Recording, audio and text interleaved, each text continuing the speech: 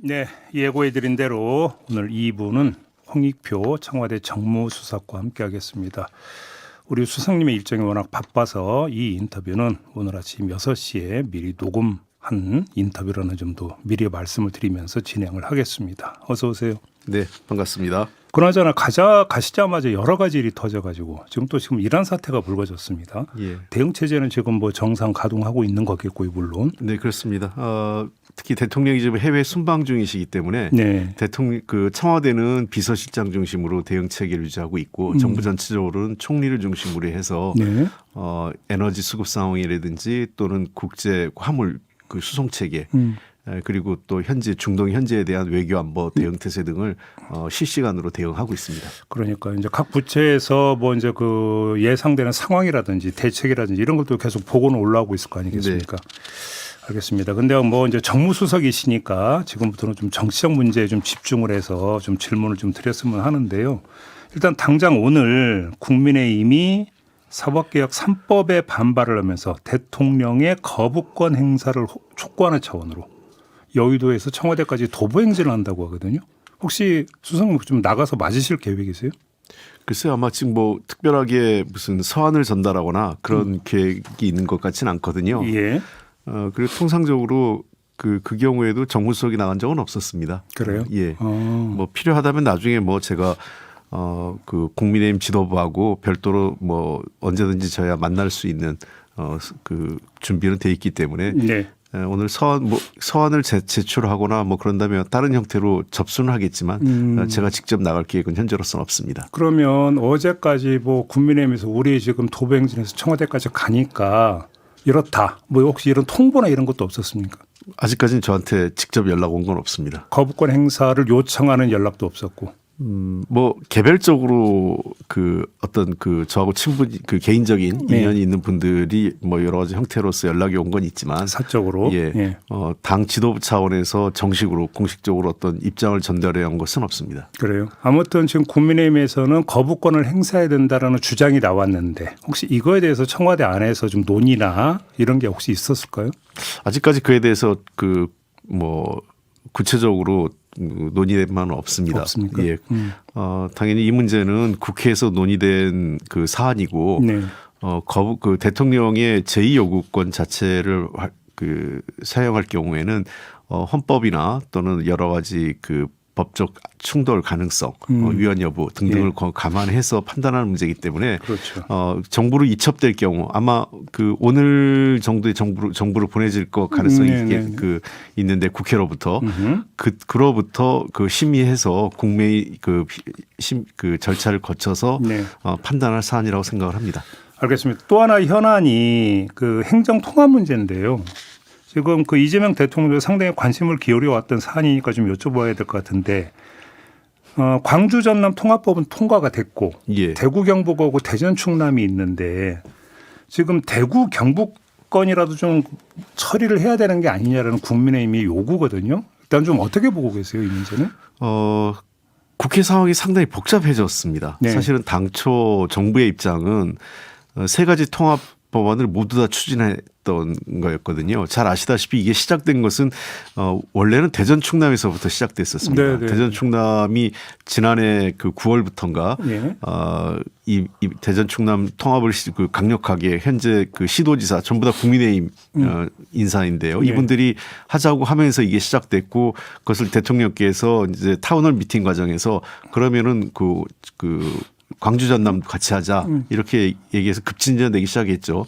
근데 대구 경북도 이것을 보고 나서 적극적으로 사실 대구 경북은 한 5, 6년 전부터 통합 얘기가 나왔었던 바이기 때문에 세 개 지역에 대한 통합론이 동시에 추진됐습니다. 사실은 굉장히 해당 지역마다 연간 5조 해서 총 20조 원의 지원이 이루어지는 거기 때문에 정부 입장에서 상당히 부담스러웠어요, 예산상에. 그럼에도 불구하고 관련된 예산, 그러니까 세계 통합이 이루어질 경우 연간 15조 예산안도 사실은 준비를 했었습니다. 그러니까 다 되는 것으로 했고 행정안전위원회에서 통과될 당시만 해도 합의 통과가 된 건 아니었죠. 그 당시에도 야당 측 반대로 해서 일단은 여당이 일방 처리를 하면서 법사위 보냈지만 아무래도 행정통합과 관련돼서는 해당 지방자치단체나 지역에 반대가 있는 상황에서 무리하게 주장하기는 어렵습니다. 왜냐하면 이것을 추진하는 그러니까 앞으로 한 3개월간 통합을 추진하는 것은 현재 시도지사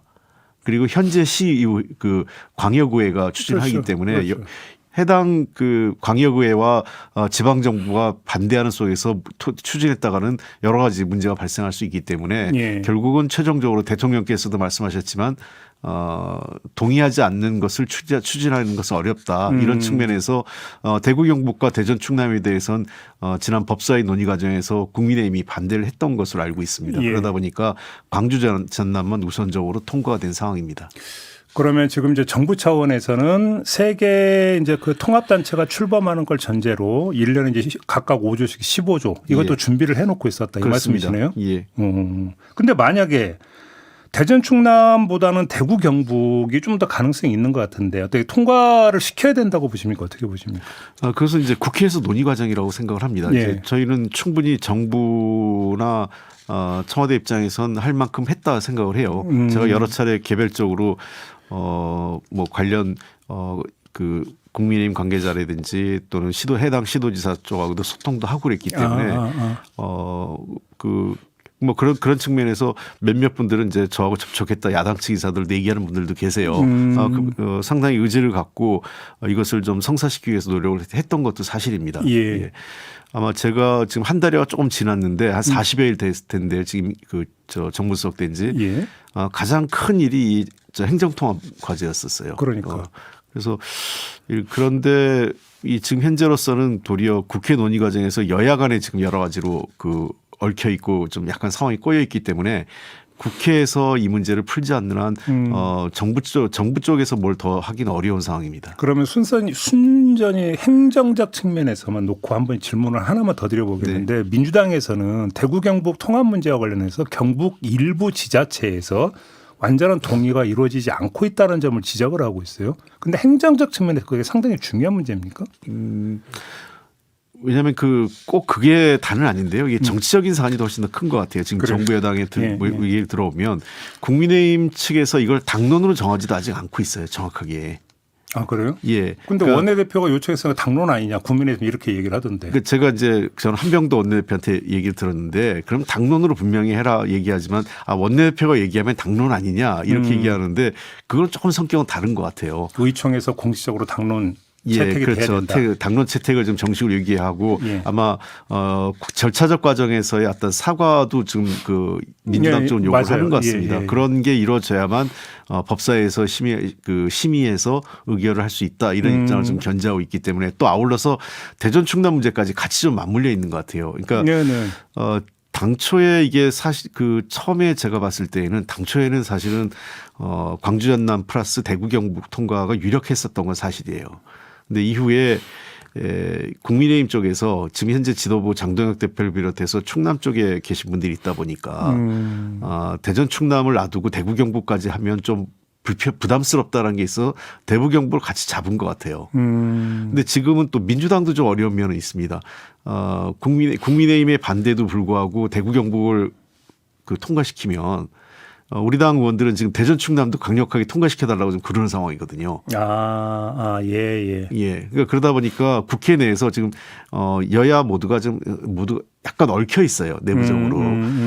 저는 그런 측면에서 그래서 이제 한병도 원내대표가 국민의힘에게 당론으로 아예 대구 경북과 대전 충남 모두 당론으로 정해서 왔으면 좋겠다라는 얘기를 강조하는 것 같습니다. 당론으로 이제 정했으면 좋겠다라는 것은 나중에 통과된 뒤에 하면 이제 뭐 나중에 또 다른 목소리가 나온다든지 그렇습니다. 뭐 이럴 수 있는 여지를 없애야 된다. 예, 나중에 이제 문제가 터졌을 경우 행정통합이라는 게 새로운 길을 가는 거기 때문에 네. 정부의 5국 3특 차원에서 가지 않습니까? 네. 만약에 이게 문제가 생기면 우리는 안 하려고 했는데 그렇죠. 예.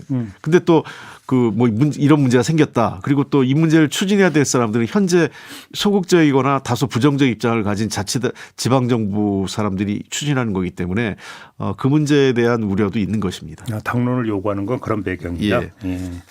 알겠습니다. 어제 인사가 있었습니다. 일단 기획예산처 장관 후보자로 박홍근 의원이 지명이 됐는데 인사를 어떻게 읽어야 되는 겁니까? 이 인사는? 박홍근 의원은 뭐 우리 그 진행자께서 잘 아시지만 4선의 여당 원내대표까지 했고 예결위원장도 했었고요. 그다음에 이번에 정부가 출범할 당시에 국정기획위원회에서도 그 활동을 했던 정책통이죠. 그리고 예산의 문제에 대해서도 해박한 편이기 때문에 저는 기획예산처 장관이 단순하게 어떤 그 소위 그 숫자에 밝은 공무원보다는 예. 정치적인 판단, 그 대통령의 어떤 정책적 의지 또는 정부의 철학을 그렇죠. 이해할 수 있는 그렇죠. 그런 사람이 하는 게 좋겠다 이런 판단이 작용을 했던 것 같습니다. 그러니까. 그리고 아울러서 공백이 오래됐지 않습니까? 초대 네네. 기획예산처 장관이고 지금 예산 시즌이 정부 내에서는 이미 준비가 시작됐어요. 각종 그 주요 분야별로 재정전략회의가 지금 이루어지고 있는 상황이기 때문에 기획예산처 장관 자리를 더 이상 공백으로 놔두기 어려운 그런 그 상황들이 감안됐기 때문에 네. 박홍근 전 원내대표가 추천된 것으로 알고 있습니다. 뭐 대통령의 국정 철학이 가장 먼저 반영이 되는 게 재정 문제고 그렇습니다. 따라서 재정 문제라고 정무적 감각이 있어야만 된다. 네. 그런 차원에 아마 인사로 이해를 하면 될 것 같은데 국민의힘에서는 박홍근 의원이 서울시장 출마를 선언했던 사람 아니냐. 근데 이렇게 이제 그 선거 출마를 선언했던 사람을 장관을 시켜버리면 청와대에서 나서가지고 선거 판도를 조정하는 결과를 빚는 것 아니냐. 이건 물론 제 해석입니다만 네. 좀 더 나가서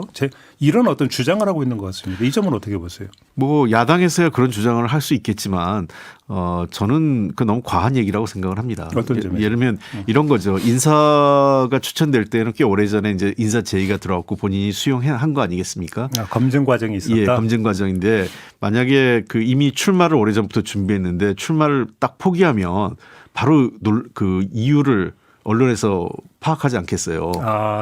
속칭 새 나간다. 그렇죠. 그러니까 인사라는 건 또 검증 과정에서 어떻게 될지 모르기 때문에 네네네. 그런 게 하나 있고 그다음에 두 번째는 박홍근 후보자한테 좀 미안한 얘기지만 지금 뭐 솔직히 얘기해서 박홍근 후보자도 굉장히 역량에 비해서 지지율이 이렇게 높게 나오진 않았어요.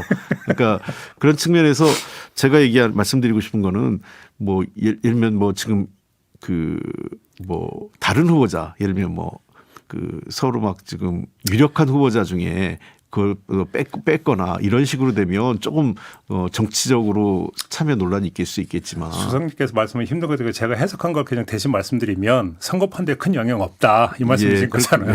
그러니까 제가 보기에는 그 서울시장 구도에 큰 영향을 주지 않을 거고 그리고 본인도 제가 보기에는 예. 대통령께서 이렇게 판단했을 때 그런 제안을 했고 본인이 받아들였다고 봐요. 그러니까 뭐 예컨대 이런 거죠. 강요해서 당신 이거 안 받으면 뭐 진짜 가만 안 둬. 뭐 이런 식의 분위기였다면 이거는 뭔가 개입이죠.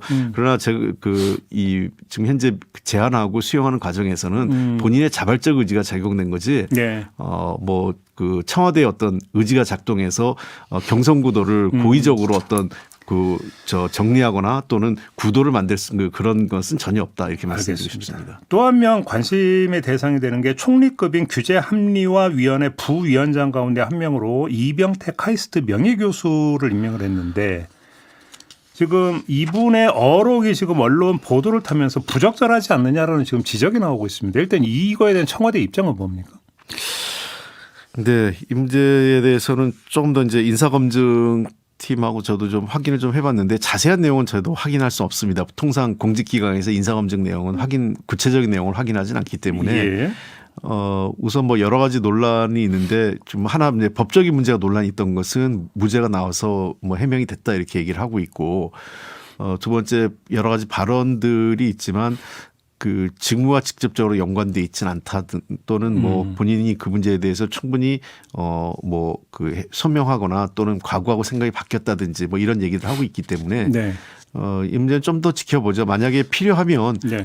과거 발언에 대해서 스스로 좀 해명하거나 소명하는 그런 자리가 있었으면 합니다. 근데 우리 그 청취자 여러분들이 이해를 돕기 위해서 이제 어떤 말을 했는지 간략히 전해드리면 친일은 당연한 것이고 정상적인 것이다. 반일이 반대로 비정상이다. 이런 말을 한 적이 있고 세월호 참사 추모 행사를 두고 이 사회의 천박함의 상징이다라고 이야기를 한 바가 있었고 그다음에 문재인 정부를 향해서 기생충 정권이라고 그렇게 비난한 적이 있었습니다.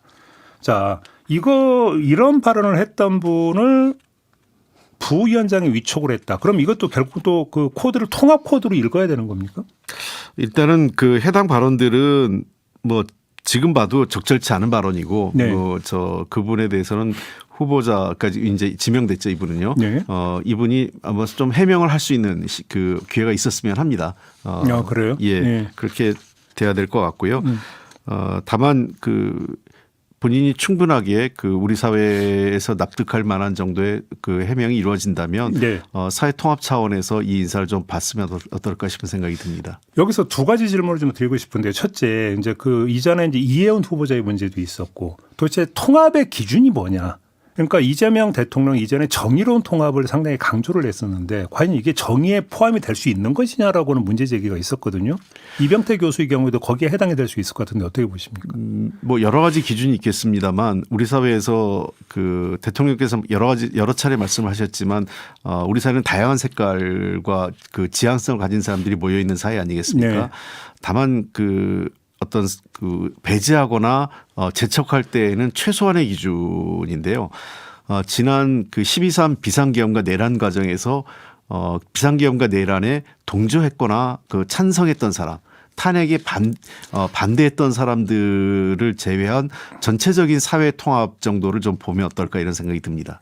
예, 그거는 충분히 이해가 되는데 근데 세월호 참사를 두고 천박함이라고 이야기하는 것은 내란에 대한 입장을 떠나서 어떤 인륜의 어떤 문제라든지 이런 차원에서 이게 그러니까 제기될 수 있는 문제라고 하는 반박도 나올 수 있다는 점을 좀 말씀을 드리고 싶고 또 한 가지는 이규현 홍보소통수석의 해명을 보면 사인으로서의 발언이었다. 법률적 하자가 없다. 그럼 이게 혹시 청와대의 기준입니까? 일단 인사 기준에 있어서 법적인 문제를 첫 번째 보는 거고요. 예. 두 번째는 당연히 법적인 문제 이전에 정치적, 도덕적, 그다음에 사회 윤리적 관점에서의 기준도 같이 작동을 합니다. 그런 측면에서 저는 그 주요 이런 발언이 있을 때만 해도 공직자가 아니었던 사인의 발언이었기 때문에 저는 뭐 관계자께서 이번에 그 됐던 이병태 교수가 관련해서 어떤 그 자신의 입장을 좀 더 정리하는 그런 입장이 발표되기를 좀 그 희망하고 있습니다. 근데 저 이병태 교수 건을 넘어서 일반에서 질문 하나만 드리겠는데요. 뭐 유튜브라든지 그다음에 SNS가 이제 많이 이제 일반화되면서 어느 순간부터가 인사 문제가 나오면 이 사람의 과거 발언이 계속 문제가 되잖아요. 예. 그렇게 놓고 보면 인사 검증 과정에서도 발언에 대한 어떤 필터링 기준이 좀 있어야 된다는 생각이 좀 들더라고요. 혹시 이런 것들은 청와대 안에서 내부적 논의 이런 거 없습니까? 글쎄 아직 뭐 인사 쪽에서 그런 논의가 있는지 없는지는 제가 확인을 하지 못했습니다. 네. 다만 지금 진행자께서 말씀하신 것처럼 국민들의 사회적 어떤 그 기준 또 정치인에 대한 어떤 그 윤리적 기준이 계속 높아지고 있기 때문에 예. 이런 발언에 대해서도 일종의 사회적인 어떤 합의에 기초한 공직자 검증을 할 수 있는 어떤 근거가 마련되었으면 하는 것도 저도 개인적인 생각입니다만 필요하다고 봅니다. 네, 알겠습니다. 부동산 문제로 좀 넘어갔으면 좋겠는데요. 일단 이재명 대통령이 내놓은 분당 아파트는 아직은 안 팔렸나요? 그 완전히 팔린 건 안 되고 일종의 그런 거 있지 않습니까? 부동산이 내놓으면 일단 사겠다는 사람은 나왔습니다. 예. 그렇게 해서 그래서 지금 그게 내려갔다 그래요. 아직 뭐 정식 계약서는 대통령께서 해외 나가시기 전에 정식 계약서가 이루어진 건 아니고 부동산에 내가 그 가격에 사겠으니 그러면 이제 부동산은 계약자가 생기니까 그걸 물건을 내리지 않습니까? 그렇기 때문에 물건이 내려갔다 팔린 거다 이렇게 나온 보도는 사실관계는 그렇다는 겁니다. 일단 사겠다는 사람은 나왔다. 예. 일단 그 금액으로 사겠다. 네, 그렇습니다. 아 그래요? 예. 그럼 뭐 조만간 계약서 이제 뭐 도장 찍겠는데. 예, 뭐 지금 그 금액이 굉장히 낮게 나왔어요. 그러니까 그래요? 그러니까 1년 전에 비해서도 그 최고가로 팔린 그 당시에 금액보다도 조금 더 낮은 가격으로 내놨고요. 예. 제가 알기에는 그때 최고가로 팔린 층이 상대적으로 저층이라 더 받을 수 있었다. 예, 그렇습니다. 예. 그럼에도 불구하고 아마 제가 보기에는 대통령께서 지금 29억 얼마에 나왔지 않습니까? 통상 거기가 지금 한 2, 3억 정도에 거래되고 있는 것 같아요. 그럼 손해인데요, 그러면. 예. 그래서 뭐 작년 가격 기준으로 해서 그걸 넘지 않는 선에서 판단했다 이렇게 보고요. 아쉽게도 이제 대통령께서는 이제 합종 SNS에 썼지만 뭐 3억에 산 집이 뭐 20억에 팔려서 25억 이상의 시세 차익을 얻었다는 일부 보도 때문에 했지만 굉장히 그건 악의적인 보도였죠. 뭐 산지가 지금 언제적 얘기인데요. 그렇습니다. 이게 98년도 IMF 직후에 가장 저점에서 제일 살 때는 산 거죠. 그리고 그 대통령께서 그 집을 뭐 사고 팔고 하면서 계속 부동산 투기를 한 것도 아니라 그 집을 28년에 사고 쭉 계속 있었던 겁니다. 그러니까요. 예, 30년 가까이 그 집을 그냥 보유하고 있었고 최근에 지역구 문제로 계양을 옮기면서 전세를 주고 간 거기 때문에 그것을 뭐 20억의 시세 차익을 났다 이렇게 얘기하는 거는 매우 악의적인 기사였고 나중에 그 지적이 나오니까 언론사에서 스스로 내렸더라고요. 아 그래요. 근데 뭐 이건 뭐 이 그 대출 규제 때문에 대출 받은 게 2억밖에 안 된다. 그럼 27억이 있어야 되는데 슈퍼리치만 살 수 있다. 이런 주장 정치인이 한 주장 보셨죠? 뭐 사실인지 뭐 틀린 말은 아닙니다만 그런 식으로 하면 우리가 집 살 사람이 없게 되는 거죠. 그럼 그 대통령 의지는 집을 내리겠다는 의지이지 그것을 뭐 집값을 올리겠다는 의지가 아니지 않습니까? 그렇죠. 그러면 지금 뭐 저 강남에 100억이 넘는 집, 평당 3억 가까이 되는 집들에 대해서는 어떻게 설명을 하실 거예요? 지금 서울에 서울 비롯해서 분당 또는 이런 수도권 지역의 비싼 지역이 지금 20억 이하의 집들이 거의 없어요. 그리고 슈퍼리치라고 그러는데 대개 그렇게 20억대 집을 사시는 분들이 전혀 없는 상태가 아니라 본인이 어디 집을 조금 더 한 10몇 억의 집을 가지고 있거나 아니면 어디 전세 비용을 가지고 있는 비용에서 좀 더 추가로 얹어서 집을 사는 거지 영원해서 갑자기 29억의 집을 사는 경우는 드물죠. 알겠습니다. 며칠 전에 이재명 대통령이 그 뉴 이재명을 다룬 언론 보도를 링크를 건 적이 있습니다. SNS에서. 예. 어떻게 읽어야 되는 겁니까? 이거는? 그 대통령께서 뭐 약간 사적인 자리에서 이런 말씀을 하셨어요. 뉴 이재명 의상 관련돼서 한번 말씀을 나눴는데요. 편하게 얘기하시면서 뭐 이렇게 거창하게 이름을 붙이는지 그러면서 통상적으로 그 정권이 출범을 하면 대통령이 일을 잘하면 대통령에 대한 지지율이 정당 지지율보다 높게 나오지 않습니까? 일반적이지로. 그러니까 왜냐하면 국정 지지율이기 때문에 꼭 그분이 다시 민주당의 후보자나 민주당에게 투표하지 않는다 하더라도 대통령의 국정 운영에 대한 지지를 보내는 현상이 있습니다. 그런 현상은 늘 반복적으로 나타난 거였고 지금 현재 그 정당 지지율보다 대략 한 15%에서 한 20% 정도 대통령 지지율이 좀 높게 나오고 있는 거 아니겠습니까? 저는 그러한 분들을 저희가 좀 더 잘 정치적으로 묻고 그다음에 대통령의 성과가 나서 궁극적으로 민주당의 지지자로 만드는 것이 이제 정당의 역할이라고 생각을 해요. 그런 측면에서 이재명 현상이라는 것을 너무 지나치게 갈등적이어서 그러니까 지금 대통령께서 우려하시는 거나 제가 좀 우려하고 있는 같은 동일한 시각에서 말씀드리면 뭐 올드 이재명과 뉴 이재명이 안에서 주류 다툼을 벌이는 것처럼 프레임을 만드는 것은 부적절하다 이렇게 생각을 하고요. 외연 확장으로 이해를 하면 그렇습니다. 되겠네요. 기존의 민주당 지지층에 새로운 지지층들이 더 옮겨가고 있는 현상이다 이렇게 보입니다. 시간이 다 됐네요. 너무 짧은데 짧게 하나만 마지막 여쭙고 마무리할게요. 국민투표법이 통과가 됐습니다. 혹시 대통령이 개헌안 발의할 계획은 없습니까? 현재로서는 지금 준비가 돼 있지는 않습니다. 준비가 돼 있지는 않습니다. 그렇습니다. 이것은 뭐 그 개헌안과 관련된 것은 국민적 합의, 사회적 합의가 필요하기 때문에 국회가 그 중심이 돼서 논의가 이루어졌으면 합니다. 알겠습니다. 이렇게 마무리하겠습니다. 고맙습니다. 감사합니다. 수석님. 홍익표 정무수석과 함께했습니다.